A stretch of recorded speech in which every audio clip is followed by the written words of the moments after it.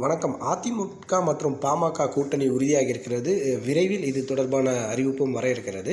பாஜக பக்கம் செல்வதாக கணிக்கப்பட்ட பாமக தற்போது அதிமுக கூட்டணியில் உறுதியாகி இருப்பது பல கேள்விகளுக்கு விடைக்குள்ளாக்கி இருக்கிறது. காரணம், ஆரம்ப காலகட்டத்தில் பாஜக அணியில் தான் நாங்கள் இருக்கிறோம் என அக்கட்சியின் தலைவர் அன்புமணி ராமதாஸ் பேசி வந்தார். அதிமுக பொறுப்பாளர்கள் தங்களது கட்சிகளுக்கு சட்டமன்ற தேர்தலில் சரிவர வேலை செய்யவில்லை என குற்றம் சாட்டி அதிமுக கூட்டணியிலிருந்து பாமக வெளியேறி இருந்தது.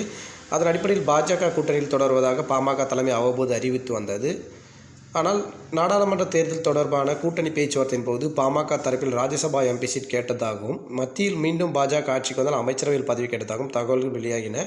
இதனை மறுத்து அன்புமணி ராமதாஸ் அவர்கள் கூட்டணி பேரம் குறித்து எதுவும் தெரிவிக்கவில்லை என தெரிவித்திருந்தார். ஆனால் தற்போது அதிமுக கூட்டணியில் பாமக இணைவதற்கான முழு வாய்ப்பும் இருப்பதாக தற்போது வந்த தகவல்கள் கிடைக்கின்றன. அதற்கு காரணம், 2026ஆம் ஆண்டு நடைபெற இருக்கின்ற சட்டமன்ற தேர்தலில் அதிமுக ஆட்சி அமைந்தால் அதில் பாமக கூட்டணி ஆட்சி அமைக்கும் என எடப்பாடி பழனிசாமி உறுதியளித்திருப்பதாகவும், அதன் அடிப்படையிலே தமிழகத்தில் பாமக இந்த நாடாளுமன்ற தேர்தலில் அதிமுக கூட்டணியில் இணைப்பதாகவும் ஒரு கருத்து உலா வந்து கொண்டிருக்கிறது.